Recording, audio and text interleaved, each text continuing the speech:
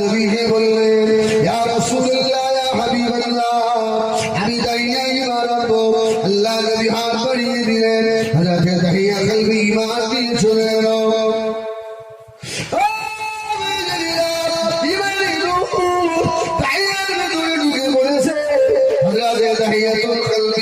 আল্লাহ নবীকে বলতে লাগলো, ইয়া রাসূলুল্লাহ, হাবিবাল্লাহ, আমি দাহিয়া কলবি বড় গুনাহগার, আমি দাহিয়া কলবি বড় খাতাকার।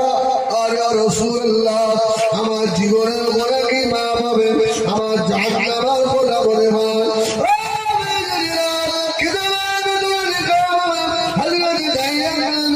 এই কথা বলতে বলতে আল্লাহ জাহান্নামের আযাবের ভয়ে দাহিয়া কলবি বসে পড়লেন। বসে আর থাকতে পারছে না। দাহিয়া কলবি জমিনের উপরে শুয়ে পড়লেন। হযরত দাহিয়া কলবি শুয়ে থাকতে পারছে না। একবার জমিনের উপরে পড়ে আর লুটুবাড়ি করতে লাগলো। আল্লাহ নবী বলেছিলেন, কি এমন অপরাধ করেছো বাবা, কি এমন অন্যায় করেছো বাবা, এইভাবে জমিনে পড়ে লুটুবাড়ি খাও? হযরত দাহিয়া কলবি দাঁড়িয়ে গেলেন, ইয়া রাসূলুল্লাহ, ইয়া হাবিবাল্লাহ, আমি দাহিয়া কলবির মতো বড় গুনাহগার আর দুনিয়ায় নাই। আমার যত মেয়ে হয়েছিল আমি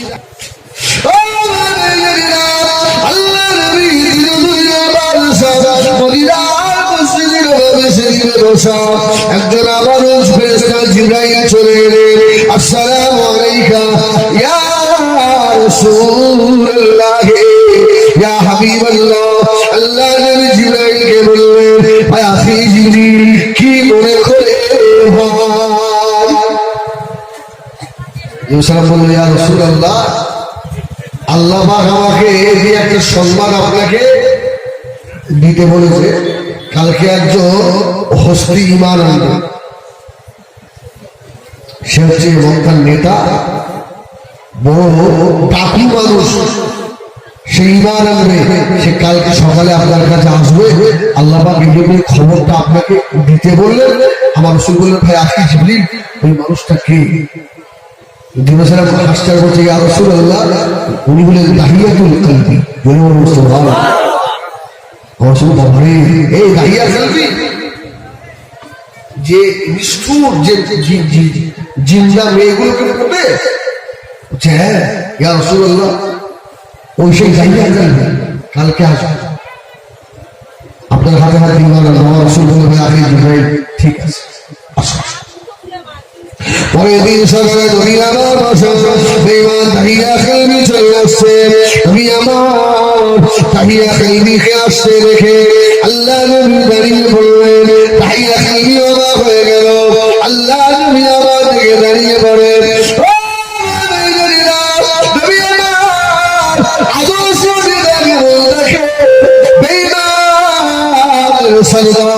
দাহিয়া কলবিকে আসতে দেখে দাঁড়িয়ে পড়ে আল্লাহ হাজির ওমান। নবী আমার কয়েকটা মাস করে মদিনা মসজিদে নববীতে একটা জায়গা দিলেন। ভাই দাহিয়া কলবি রে, আমি রাসূলুল্লাহ, আমার চাদরের উপরে বসো। দাহিয়া কলবির কোলটাকে আল্লাহ চেঞ্জ করে দিলেন। হাও হাও করে কাঁদতে লাগলো, ইয়া রাসূলুল্লাহ, ইয়া হাবিবাল্লাহ, আমি দাহিয়া কলবি বেঈমান হতে পারি, আমি দাহিয়া কলবি অনেক দেবতাকে খোদা বলে বলতে পারি। ইয়া রাসূলুল্লাহ, হাবিবাল্লাহ, আমি দাহিয়া কলবি আল্লাহ নবীর রুমালের উপরে বসার যোগ্যতা আমার নাই।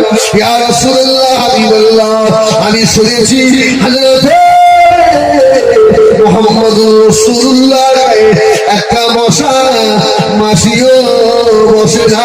ধরে বলুন, আরে ধরে বলুন সুবহানাল্লাহ। হযরত দাহিয়া কলবি আওয়াজ করে কাঁদতে লাগলো, ইয়া রাসূলুল্লাহ, হাবিবাল্লাহ, আমি শুনেছি আপনি যখন কঠিন রোদের উপর দিয়ে যান, আল্লাহ পাকের রহমতের ফেরেশতারা আপনার মাথার উপরে রহমতের ডানা দিয়ে ছায়া করে দেয়। আমি দাইয়া কলমি পাপী, আমি গুনাহগার। আল্লাহ নবীর পাক চাদরের উপরে আমি দাইয়া বসবো না, এই না বলে হযরত দাইয়াতুল কলবি রাদিয়াল্লাহু তাআলা ওই চাদরটা তুলে দিয়ে চুমা দিয়ে মাথার উপরে রাখলেন। আল্লাহ পাক দাইয়ার উপরে খুশি হয়ে গেল।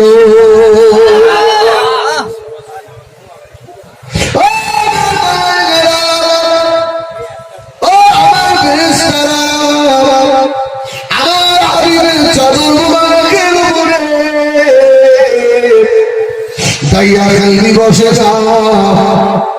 আমার হাবিবের চাদর আমার দাইয়া কলবি চুমা দিয়েছে। আমি আল্লাহ আমার দাইয়া কলবির উপরে খুশি হয়ে গেছি। আমার ফেরেশতারা শুনে রাখো, আমার দাইয়া কলবি আমি আল্লাহ আমার কাছে এত বড় জায়গা করে দিয়েছে। ফেরেশতা জিবরাইলকে ডাকলেন,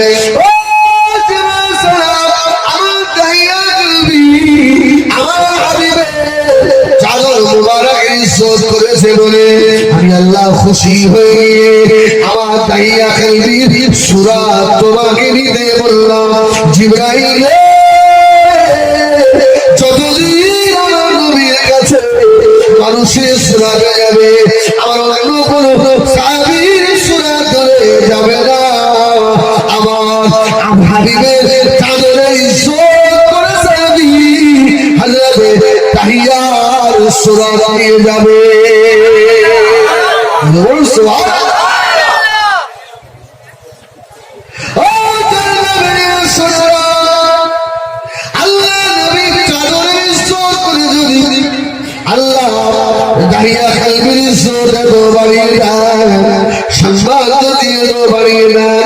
আমার নবীর ইজ্জত যদি করা হয়, আমার নবীর সুন্নাতগুলোকে যদি নিজের জীবনে বাস্তবায়ন করতে পারি, আল্লাহ কি আমাদের দাম বাড়াবে না? এই জন্য সব জলসায় বলি সুন্নতি হয়ে যাও, উন্নতি হয়ে যাবে। আর যখন উন্নতি হয়ে যাবে আল্লাহ তোমাকে জীবনের যত গুনাহ সব আল্লাহ মাফ করে দেবে। আপনার দাঁড়িয়ে নাম নিয়ে এসছে, আমার রাসূলের সম্মুখে দাঁড়িয়ে আছে। দাইয়া কলবিল্লাহ নবীকে বললেন, ইয়া রাসূলুল্লাহ, ইয়া হাবিবাল্লাহ, আমি দাইয়া ঈমান আনবো। আল্লাহ নবী হাত বাড়িয়ে দিলেন। হযরত দাইয়া কলবি ঈমান দিয়ে চলে গেল।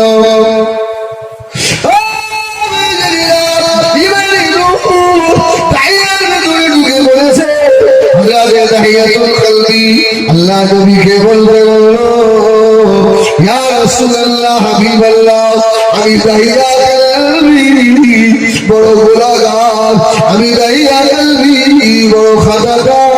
আর ইয়া রাসূলুল্লাহ, আমার জীবনের গুনাহ কি মাফ হবে? আমার জাহান্নামের গুনাহ বলে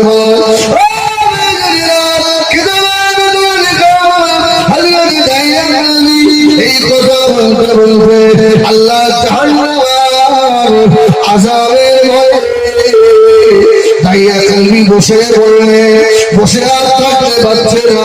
দাইয়া কলবি জমিনের উপরে শুয়ে পড়লে, হযরত দাইয়া কলবি শুয়ে থাকতে পারছে না। একবার জমিনের উপরে পড়ে আলুবানি করতে লাগলো। আল্লাহ নবী বলেছিল,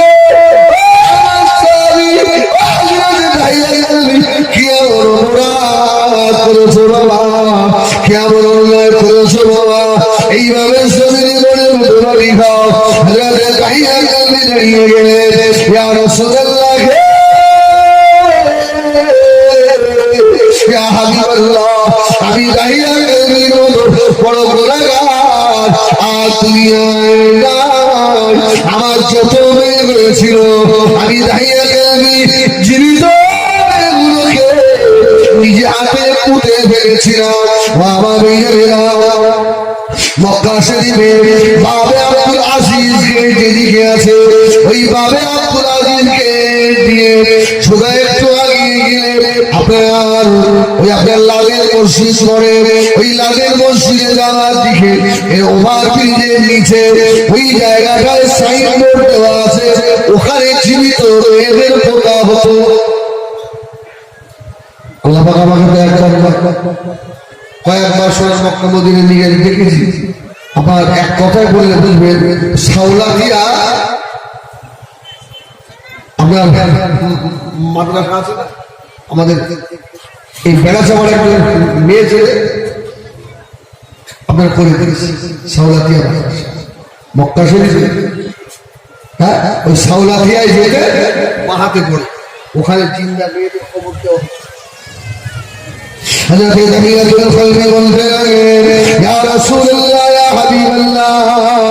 আমি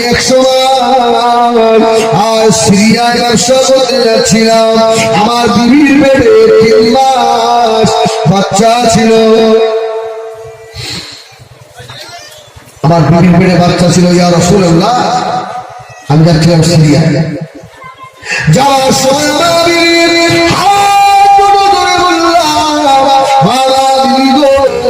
তোমাকে এত টাকা দিয়ে গেলাম, আর শুনে রাখো তোমার পেটে যে বাচ্চা রয়েছে ওই বাচ্চাটা যখন দুনিয়া আসবে, ওটা যদি মেয়ে হয় দুনিয়ায় বাঁচিয়ে রেখো না, ওকে পেতে ফেলে দিও, ওকে শেষ করে ফেলে দিও।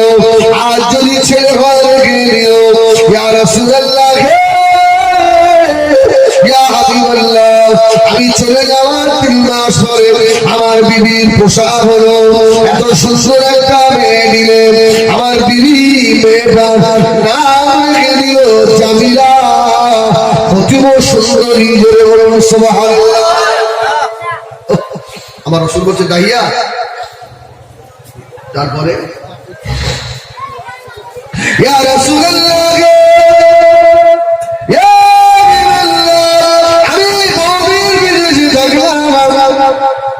আমার বিবি ওই সুন্দর মেয়েটাকে দেখে আর মেরে ফেলতে পারলো না। আমার সোনামারি ঘেরা বলে মা কোনদিন তার সন্তানকে মেরে ফেলতে পারে? বাবা পারে? এখন হচ্ছে না? হচ্ছে হচ্ছে না? এখন খবর পাওয়া যায়, এখন মা তার সন্তানকে শেষ করে ফেলে। এই দেখেন আইয়ামে জাহিলিয়া আর এই যুগকে একটু আপনি একটু টানি করে দেখেন, আমার মনে হয় কোনো দিকে খুব নেই, সব দিকে ঠিক আছে।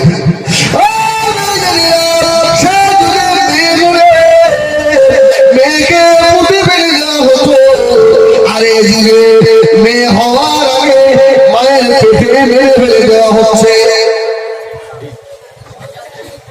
হচ্ছে না? হচ্ছে না? বাচ্চা সব মূল যাবে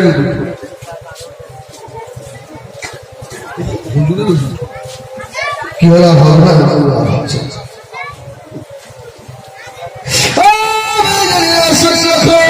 আল্লাহ বলেছে আমাকে ভয় করো, ইয়া আইয়ুহাল্লাযীনা আমানু তাকুল্লাহা হাক্কা তুকাতিহি, বান্দা আমাকে ভয় করার মতো ভয় করো।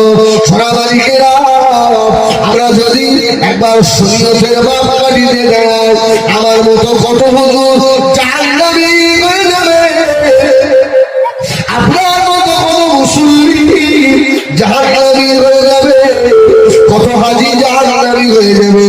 বাচ্চাগুলো দুনিয়ে আসতে চাচ্ছিল, আমি আপনি ওই বীর্যগুলোকে নষ্ট করেছি বাবা। আল্লাহ সব বাচ্চাগুলোকে দান করাবে। আল্লাহ এই সেই বাবা দুটো বাচ্চা নিয়ে আমি আমরা দুনিয়াতে আসতে চেয়েছিলাম, এই বাপ মা আমাদের দুনিয়ায় আসতে দেয়নি। কি দেবে? মুসলমান হওয়া সহজ নয়, বড় জামা গায়ে দিয়ে মাথায় টুপি দিয়ে হাতে একটা আপনার তসবি নিয়ে ঘুরবেন, কত লোক আপনাকে সালাম দেওয়া, সালাম আলাইকুম। আমি হেজবুল্লাহ বলবো না কেন শুনলাম? আরে আমার মতো কত সাহেবের বাচ্চা দুটো তিনটে আর হয়। আল্লাহ রসুল বলছেন তোমরা ওই বাড়িতে বিয়ে করো যে বাড়িতে বাচ্চার সংখ্যা বেশি। কেন আমি রসুল্লাহ ময়দানে হাসরে গেল আমার উম্মত বেশি হয়,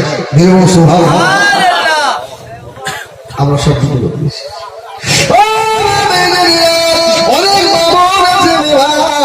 আমার মা বললেন শুভ সংসার দিয়ে যায়। আমি হিজবুল্লাহ কোনদিন আমার মায়ের জাতকে নিয়ে খারাপ মন্তব্য করি বাবা। অনেক মলি সাহেব আছে, মলি সাহেব হয়েছে বলে এত বাজে বাজে ভাষা মাইক ইউজ করে, আমাদের মতো বোকা শোনা বলে চুপ করে শোনে। ঠিক কিনা? ও তো লজ্জার ইমান নেই। আল হায়া ইমান, হায়া লজ্জা ইমানের অঙ্গ। আর তুমি একটা আলে তোমার মুখের একটা আমার কি চেয়ে বলে যা দিও না হলো শয়তান রোজ হাল করে তুইও জানবে হয়ে যাবে। ও শুনে তুইও জানবে একটা নামাজ পড়ি আমি ওয়াজ করি আল্লাহ শুকর, আমি ফালতু কথা যা জানি ভাই মূর্খ মানুষ এসকের সঙ্গে দুটো কথা বলে এমনি তো পাবে ধরা। আর আল্লাহ যদি এই হিসেবে আল্লাহকে সাক্ষী রেখে বলছি, অনেক সময় আমি না গাড়িতে বসে বসে আমি কাঁদি, একদম একা বসে বসে কাঁদি। আল্লাহ এত যে মানুষকে 2 ঘন্টা 5 ঘন্টা ওয়াজ করে বলে এলাম বাবা নামাজ পড়ো, পর্দায় চলো, হারাম খেও না। ও আল্লাহ আমি তো সব করতে পারি। আল্লাহ তুমি যদি কাল কিয়ামতে আমাকে ধরো আল্লাহ আমি কি করবো তোমার করবো? বাস্তব হয় আমাদের জনগণের নেই। অনেক পেটের বাচ্চা আছে, বাচ্চা দেয় না, 2 মাস যাওয়ার পরে আর বাচ্চা নষ্ট হয়ে যায়, আসে দাঁড়াই। সেদিন আপনার মেয়েটার বাড়ি হচ্ছে আপনার মুর্শিদাবাদে, আমাকে ফোন করেছে মুর্শিদাবাদে। আসসালাম আমাকে বলছে আব্বা, আজ মা বলো কি বলছো? বলে আব্বা বলি মেয়েটা হাওয়া করে কাঁদছে। কি হলো মা, কি হয়েছে? বলছে আব্বা আমার পেটে বাচ্চা থাকে, বাচ্চা পড়ে যায়, আমাকে একটু তাবিজ করে দেবেন। আমি আপনার ওই ইউটিউবে ওয়াজ শুনি আর বসে বসে কাঁদি। আমি বললাম মা তোমার জন্য একটা শুভ সংবাদ। হ্যাঁ আল্লাহু আকবার, আল্লাহু আকবার। হ্যাঁ ওই শুভ সংবাদটা কি জানেন? আল্লাহ নবী ফরমাচ্ছে বড় মেয়ে যদি বাচ্চা নষ্ট হয়ে যায়, শরীর খারাপ যদি হয়ে যায়, ওই মেয়েটার পেটে বাচ্চার একটা রক্ত ধরা হয়েছিল, ওই রক্ত ধরাটা যদি পড়ে যায় ময়দানে বসে আল্লাহ যদি জাহান্নামে খুলে দেয়, ওই রক্ত বিন্দু থেকে আল্লাহ বাচ্চা তৈরি করবে। ওই বাচ্চাটা ওর মায়ের শ্বশুরকে গিয়ে দেবে, আল্লাহ আমার মাকে জাহান্নামে দেবেন আল্লাহ, আমার আব্বাকে জাহান্নামে দেবেন আল্লাহ। আল্লাহ আমার মায়ের পেটে আমি 2 মাস 1 মাস 15 দিন ছিলাম, আল্লাহ আপনি তো আমার মায়ের পেটে নষ্ট করে দিয়েছিলেন। আমার মা মনে করলে আমাকে আলেম করতে পারত, হাফেজে কোরআন করতে পারত। আমার মা তো আলেমের মা হতো, হাফেজের মা হতো। আল্লাহ আর সুরাদারি মানুষ তৈরি করে বলবে ও আমার মায়েরা, আমার এই বান্দা ঠিক বলেছে রে, এই নষ্ট বাচ্চার খাতিরে আমি আল্লাহ রব্বা মাকে মাফ করে দিলাম।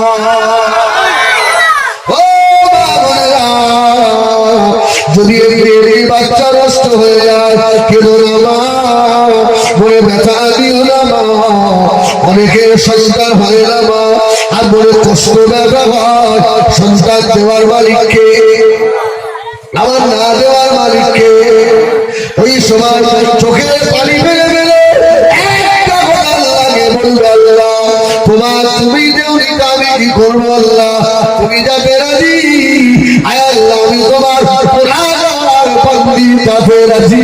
আল্লাহ খুশি হয়ে যদি যায়, এই যদি তোমার মনে বলতে পারে মা তোমার উপরে যদি আল্লাহ খুশি হয়, আল্লাহ তোমার পেটে আল্লাহ আল্লাহ পাঠিয়ে দিতে পারে।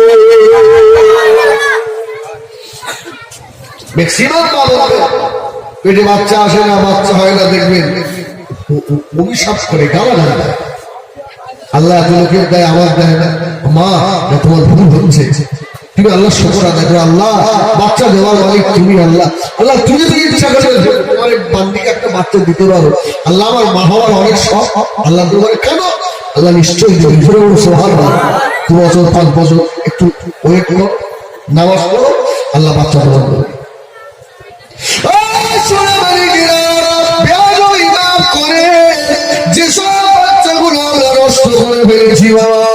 আমার মায়ের ওষুধ খাইয়ে হোক, যে কোনো ব্যবহার করে নিয়ম কারণে হোক, এই গুলো নষ্ট হয়ে গেল, সব আল্লাহ পাকের দরবারে তোলা আছে না, সব বাচ্চা আল্লাহ বলবে, আল্লাহ এরা সব দুনিয়ায় আসতে চেয়েছিল, তুই বাপ মা তোরা আসতে দিস, এদেরকে গলা টিভি শেষ করেছিলিস, সেদিনে তারা বাচ্চা বলে তারা আমরা তো দুনিয়ায় আসার আগে শেষ করে দিয়েছি।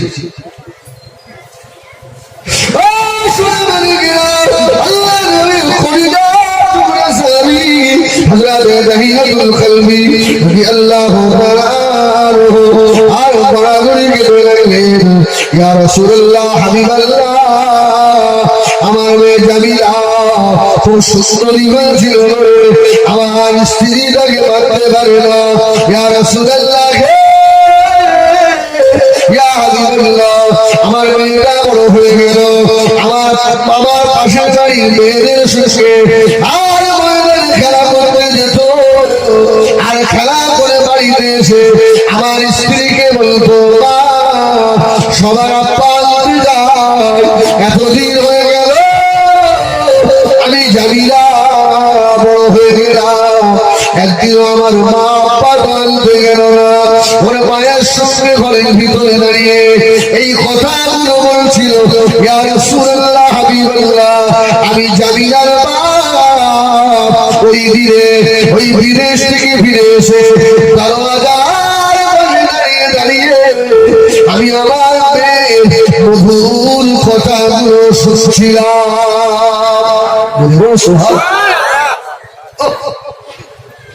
মেয়েটা আমাকে বলছো, মা আমার আব্বা নেই, ইয়া রাসূলুল্লাহ ইয়া হাবিবাল্লাহ, আমার জামিলা সুন্দরী, যার মুখের দিকে তাকালে মুখ ফেরানো যায় না, যে মায়ের সঙ্গে কথা হয়ে গেল, আমি দরওয়াজাটা খুললাম, ঘরের ভিতরে প্রবেশ করলাম, আমার স্ত্রী বলল, মা জামিলা রে,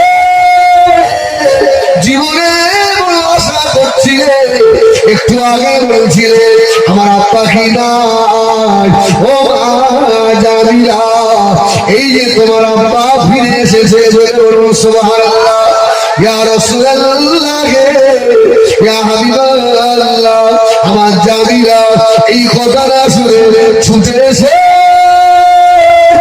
আমাকে আব্বা বলে আমার গলাটা জড়িয়ে ধরেছে, আমি রেগে গেলাম, আমার বিবি রে, আমি তোকে বলে গিয়েছিলাম মেয়ে হলে পুঁতে ফেলে দিবি, শেষ করে ফেলে দিবি, আমার বিবি আমাকে বলল, ও আমার স্বামী, আপনি কি এত বেশি হয়ে গেলে, এত নির্দয় হয়ে গেলে, এই বাচ্চাটার মুখের দিকে তাকিয়ে আপনার জেনে কি মায়া হয় না, আপনার জেনে কি দয়া হয় না, আমার কত সুন্দর জামিলা আব্বা আব্বা করে ডাকে, 2 দিন পরে এই আপনার গায়ে আর মনে মনে স্থির করছে, আমার জামিলাকে আমি জিন্দা উঠে ফেলে দেবো।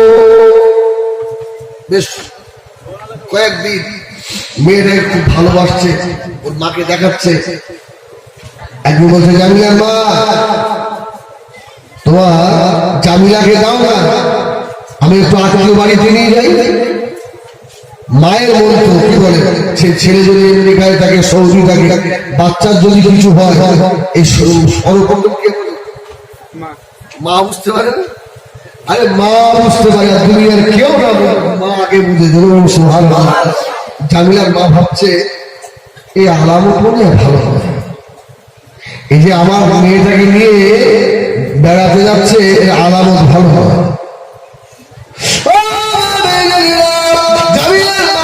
সাজিয়ে দিয়েছে জামিলাকে, আর জামিলা হাত ধরে নিয়ে আব্বা যান হযরত দাইয়াতুল কলবি রাদিয়াল্লাহু তাআলা আর পাহাড়ের পার দিয়ে বহু দূর চলে যাচ্ছে। মাঝে মধ্যে জামিলা ডাকে আব্বা, আর কত দূরে নিয়ে যাবেন আব্বা? কিছুটা দূরে গিয়ে জামিলাকে বসিয়ে দিয়ে আল্লাহ নবীর সাহাবী হযরত দাহিয়াতুল কলবি আর গর্ত খুঁজছে, মেয়েটাকে মেরে ফেলবে। আস্তে আস্তে গর্ত খুঁজছে। আল্লাহু আকবার। ওই আপনার দাহিয়াতুল কলবিকে কতটা নিষ্ঠুর হলে মেয়েটাকে মেরে ফেলবে। মেয়ে দাহিয়াতুল কলবি বলে ইয়া রাসূলুল্লাহ, আমি আমার ওই মেয়েটাকে মেরে ফেলবো বলে গর্ত খুঁজছিলাম, আর গর্ত খুঁজতে খুঁজতে বালি পাথর ধুলো আমার দাড়িতে লেগে যায়, আমার গায়ে লেগে যায়, আমার শরীরে জামিলা। আমি তার বাপ সহ্য করতে না ছুটে আসে, আমার দাড়ির ময়লাগুলো ঝেড়ে যায়, আমার কালি ঘাম পার হচ্ছে, আমার বাচ্চি মেয়ে আমার জামিলা ওর জামা দিয়ে আমার গায়ের ঘামগুলো মুছিয়ে দেয়। ইয়া রাসূলুল্লাহ, ইয়া হাবিবাল্লাহ, আমার জামিলা আমাকে জিজ্ঞাসা করে আব্বা যান এই গর্ত খুঁজছে কি হবে? গর্ত খুঁজছে গর্ত কি হবে? ও জামিলা একটু পরে বুঝতে পারবে মা। ইয়া রাসূলুল্লাহ, হাবিবাল্লাহ, আমার গর্ত যখন পড়া হয়ে গেল, আমি দাহিয়া কলবি এত নিষ্ঠুর, আমি দাহিয়া কলবি এত বাসা, আমার দিলে মায়া হলো। ইয়া রাসূলুল্লাহ, হাবিবাল্লাহ, আমি ছুটে গিয়ে আমার ওই বাচ্চিরে জামিলা হাত পাটা বেঁধে ফেলছিলাম। আমার জামিলা বলছিলেন ও কেন আমাকে ওই সময় আমি বুঝতে পেরেছি। জামিলা বলল আমি বুঝতে পারলাম আমাকে গর্তের মধ্যে ফেলে ফেলে দেবে। মেয়ের হাত পা বাঁধছে, জামিলা হাও হাও করে কাঁদতে লাগলো, আব্বা যান আপনি আমাকে মারবেন না, আমার মায়েরা কেউ নাই, আমি আমার মায়েরা, আপনি আমাকে ছেড়ে দেন, আমি আমার মায়ের কাছে চলে যাব। যদি কেউ আমার বাবা হয়, আমি জামিলার চোখের দিকে যাই, আমি সেই দিকে চলে যাব, আপনি আমাকে এইভাবে মারবেন না। আল্লাহ নবীর সম্মুখে হযরত দাহিয়াতুল কলবি এই কথাগুলো যখন বলতে লাগলো, আমার রাসূলের বাড়ির দুটো চোখ টপ টপ টপ টপ করে পানি ঝরতে লাগলো। বাবা দাহিয়া, ও বাবা দাহিয়া কলবি এত নিষ্ঠুর, বাবা দাহিয়া তো পাশান। ইয়া রাসূলুল্লাহ, হাবিবাল্লাহ, আমি দাহিয়া কলবি নিষ্ঠুর হয়ে গিয়ে আমার মেয়েটাকে হাত তুলে নিয়েছে ওই গর্তের ভিতরে ফেলে দিলাম। তখনও আমার জামিলা গর্তের ভিতর থেকে আমাকে আব্বা আব্বা আব্বা বলে ডাকছে। ইয়া রাসূলুল্লাহ, আমি এত নিষ্ঠুর, আমি এত পাষাণ, ওই ডাকটা যেন আমার কানের মধ্যে এখনো ভাসে। আমার জামিলা মাথার উপরে, ইয়া রাসূলুল্লাহ, হাবিবাল্লাহ, আমি বড় পাথরটা যখন ছুঁড়ে মেরে দিলাম, আমার জামিলা মাথা নাড়া ফিরে গেল। আমার জামিলা উঁচু করে বলে, আব্বা, জীবনে আব্বা বলে ডাকবো না। আমি জামিলা আপনার চোখের ক্ষতি না, আমি জামিলা জীবনে আব্বা বলে ডাকবো না। আমাকে এইভাবে মেরে ফেলো না, মেরে ফেলো না আব্বা। ইয়া রাসূলুল্লাহ, ইয়া হাবিবাল্লাহ, আমি দাইয়া তুমি এত বড় নিষ্ঠুর, আমার দিলে মায়া হলো না। ওই পাথর মেরে মেরে আমার শরীরে জামিলাকে আমি জিন্দা কবর দিলাম। ইয়া রাসূলুল্লাহ, আমি যে এত বড় পাপী, আমি যে এত বড় গুনাহগার, আল্লাহ রাব্বুল আলামিন আমার জীবনের গুনাহকে আল্লাহ মাফ করে দেবে। আল্লাহ নবী বললেন, দাহিয়া কলবি রে, সত্যি এটা কি কোনো মানুষের কাজ নাকি? হযরতে দাহিয়া কলবি বললেন, ইয়া রাসূলুল্লাহ, ইয়া হাবিবাল্লাহ, এখনো আমি যখন খেতে যাই, আমার মেয়েটা যেন আওয়াজ দিয়ে দিয়ে বলে, আব্বা, আমার আব্বা গো, তোমার দিকে একটু দয়া হয়নি আব্বা। ইয়া রাসূলুল্লাহ, আমি ঘুমাতে গেলে আমার কানের ভিতরে বাজে।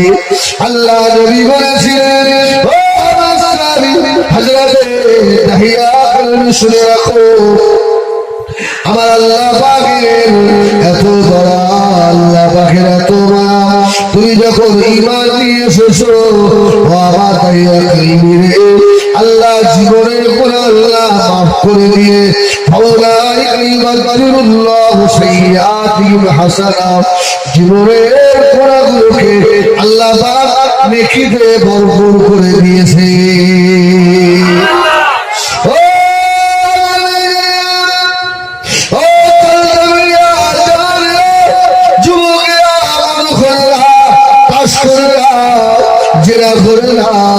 শুরু করে না, তোদের পা দুটো ধরে বলে ফিরে আয়, ফিরে আয়, ফিরে আয়। আল্লাহ এখনো তওবার দরওয়াজা খুলে রেখেছে বাবা, এখনো তওবার দরওয়াজা খোলা। তওবা করে জীবনে জিনা করে করে জীবনটাকে নষ্ট করে ফেললি রে। এখনো বয়স হয়ে গেল, এখনো তাস খেলিস, আছে না নেই এরকম মানুষ? আরে এখনো শুধু খাস, তোদের জন্য কি তাস করে, আর তোদের জন্য কি আমার নবী উহুদের ময়দানে মাথার হেলমেট ভেঙে গিয়েছিল, তোদের জন্য কি আমার নবী তায়েফের ময়দানে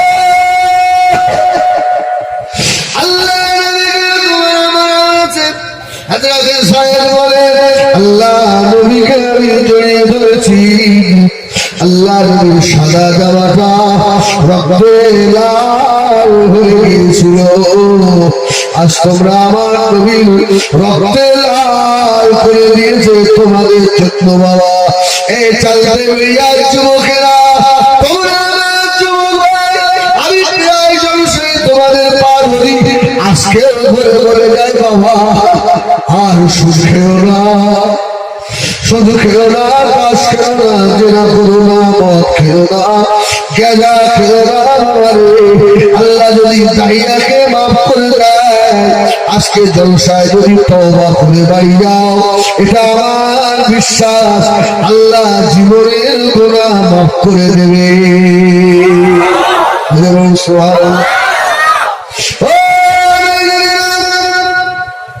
সেই মদিনা নবীর উপরে চালতে বেরিয়ার জমিন থেকে একবার মুহাম্মদের দরুদে নজরানা পাঠিয়ে দেন আল্লাহ। সাল্লি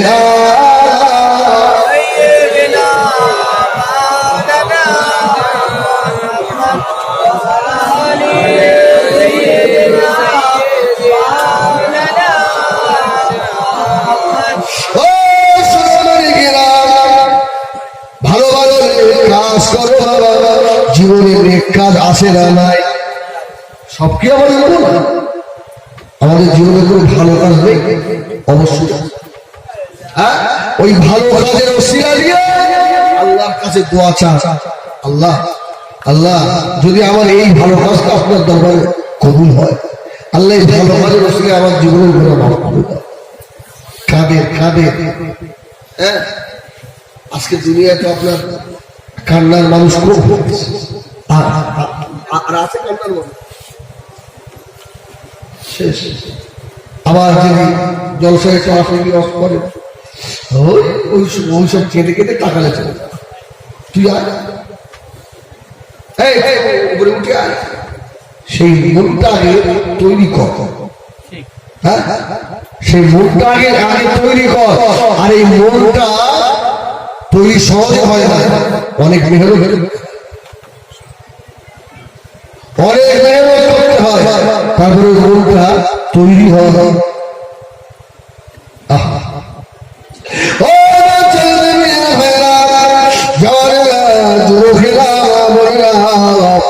আমি হিজবুল্লাহ আবার একবার বলি পা ধরে বলি নামাজি হয়ে যাও বাবা সম্মুখে আমাদের দিন বড় ভয়াবহ কে ঠেকাবে আবার আমাকে আপনাকে আল্লাহ ছাড়া আমাদের কেউ নাই যত নেতা ঘুরছে বাবা সব নিজের আখেরের জন্য সব নিজের জন্য তোমাদের জন্য করবো তোমাদের জন্য করবো যেই চেয়ার করে যাবে আর চালাতে বেরিয়ে গরিবের কথা ভুলে যাবে সব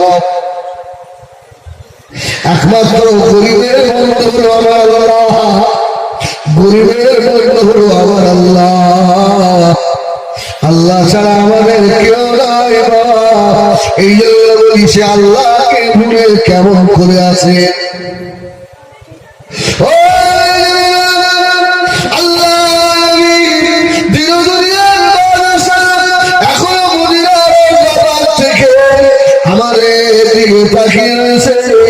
আল্লাহ নবী দিদার দেওয়ার জন্য সেই মুখ যদি তৈরি হয়ে যায় সেই চোখে যদি পানি থাকে খোদার কসম আল্লাহ নবীর দিদার হয়ে যায়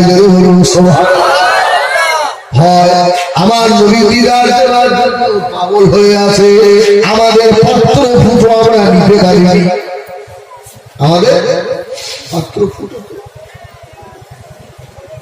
আল্লাহ নবী বলছে তোমরা তোমাদের জীবনের ভালো আমলগুলো দিয়ে আল্লাহর কাছে দোয়া চাও বনি ইসরাঈল কওম তিনজন বন্ধু পাহাড়ের গা দিয়ে বেরিয়ে আসছে আল্লাহ পাকের হুকুম পাহাড়ের গুহায় গিয়ে বসলেন আল্লাহ পাকের হুকুমে পাহাড়ে একটা পাথর গড়িয়ে গড়িয়ে এসে পাহাড়ের গুহার মুখটা আটকে গেল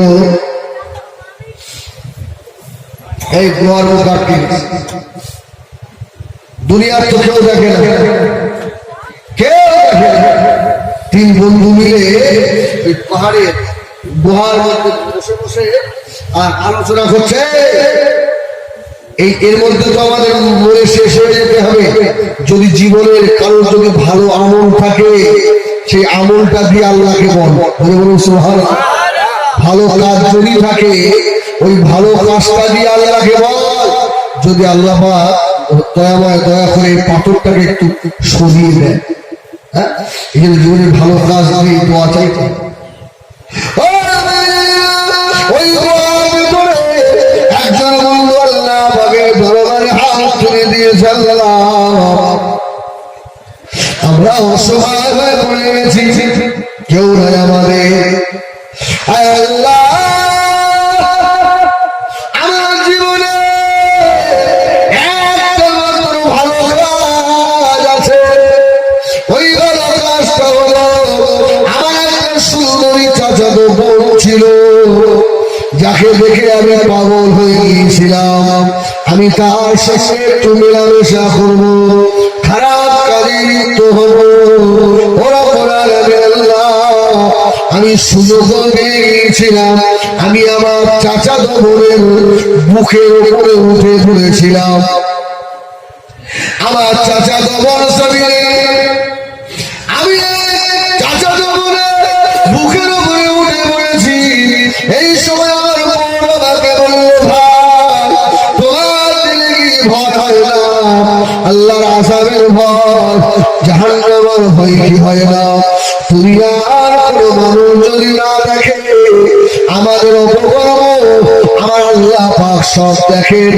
সেই দিন আল্লাহ পাকের দরবারে জবাব কি দেবে ভাই? ওই গুহার ভিতরে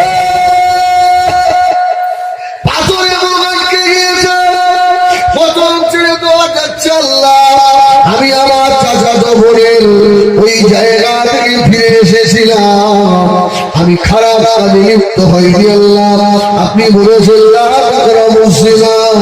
যেটা ঘরে বসেছিল না, আমি ফিরে এসেছিলাম। আল্লাহ আমার আমলটা কাজটা যদি আপনার দরবারে পছন্দনীয় হয়, এই পাহাড়ের গুহার পাথরটা একটু সরিয়ে দেন। বলে বলুন জীবনে ভালো আমলের দ্বারা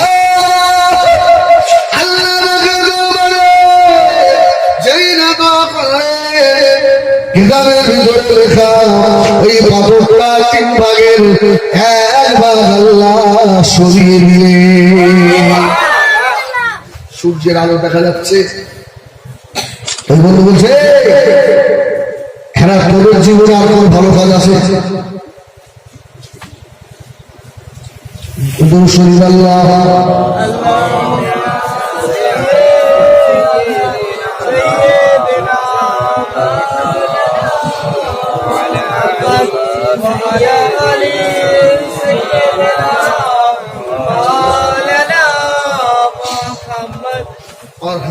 আপনাদের অসুবিধা হচ্ছে?